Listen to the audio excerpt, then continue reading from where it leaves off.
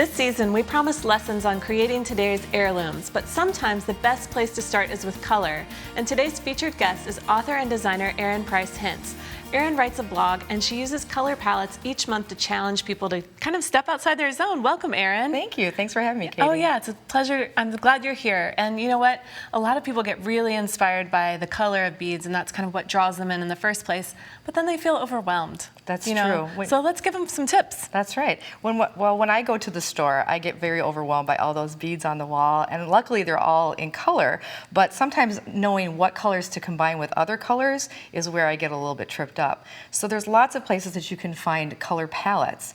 One of my favorite places is to go online. There's lots of color generating sites. You can just type in color palette generator, and you can find all sorts of different color palettes available already pre-made that people have put together for you. Party planning sites, wedding sites, those are really great places to look for color palettes that might work in jewelry. Yeah, and of course everyone has a favorite palette, but this is a great way to kind of stretch outside your comfort zone colors. That's true, that's true. I also like to go to the hardware store and look at paint chips, because sometimes they put together rooms with different colors of palettes, and that's a good place to start as well.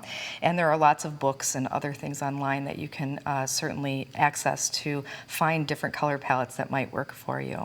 Well, let's talk a little bit about when you go to the store. Okay. What are you looking for? All right, well, I have this color palette here that I picked up from an online site. It was a party planning site, and I liked sort of the modern color palette in there that had a little bit of a retro vibe.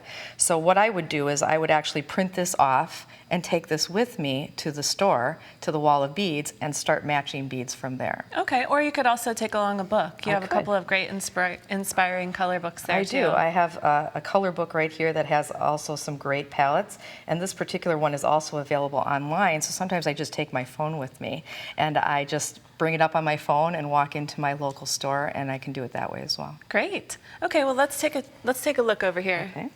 All right, so the first thing that I would do is maybe start with sort of a bead that would be sort of a focal bead. And in this case, since there's a lot of blue in this palette, I would want to start with maybe the blue beads. So I kind of draw into this particular bead. I like the shape, the rondelle shape of that. And I also like that there's these little silver spacers that go on that.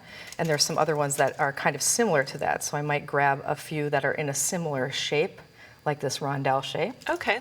Okay. We'll take those off and we'll take them back to the bench with us. All right, and then I would also take a look at some other shades. It's not necessarily the exact shade of orange on here, but that gives you the same kind of color value. So I would select one of those as well. Here, I'll give you that to hold. Sure. And then yellow is a really hard color for me to work with.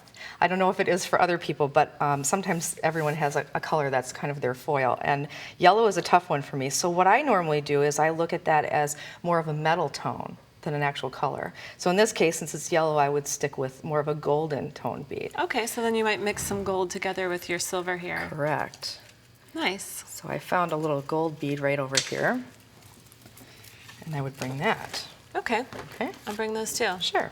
All right, so let's take a look at these now, and we can talk about how you're going to mix some different shapes. Right. So basically what I would do is sort of plan them out on a bead board of some sort and take a look at the patterning. I like the rondelle shape here and the rondelle shape that's with this, but also mixing that with the different shapes of the round or maybe a flat shape or something like that, and sort of I can kind of start to see a pattern emerging there and how I might want to incorporate that. So these little gold beads might just be an accent bead in between the silver, so you're bringing in another metal tone but also another color. Yeah. Now that you have these home, you can also kind of look at them and see, is something missing here? Do I need something smaller, something bigger? Exactly. Exactly. Yeah. So I might actually want to go back and get another orange tone, maybe a lighter orange in this case, so that I don't have all of the same colors, or maybe a darker blue, so that I can kind of work within the tones of that. Even though that's not exactly what's on this particular palette,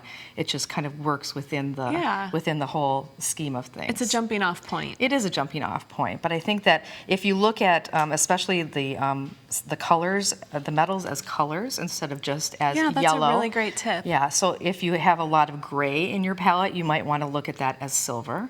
If you had a lot of darker colors like black, you might look at that as more of a gunmetal kind of tone. Right. It doesn't have to be just that flat color. That makes sense. Right.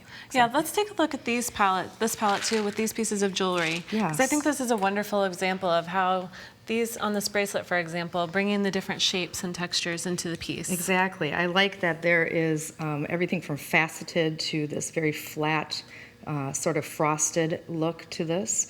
The gold that's in this palette sort of warms this up a little bit.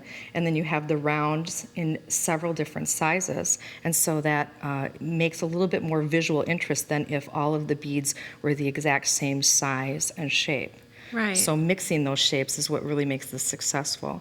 And with the color palette challenges that I do every month, the whole idea is that you can use that same color palette to create different looks. This is a completely different look over here on this neck that has those same colors in it in a completely different way. But again, you have the faceted and you have the round and you have different shapes and sizes, so it makes it a little bit more visually interesting. Right, and you can see that it's not necessarily using all the colors in the palette. Correct. You know, correct. but you're just drawing out the ones that speak to you, I guess. Right, exactly. Yeah. And let's talk a little bit about your bracelet too, because that's another example of using the color palette.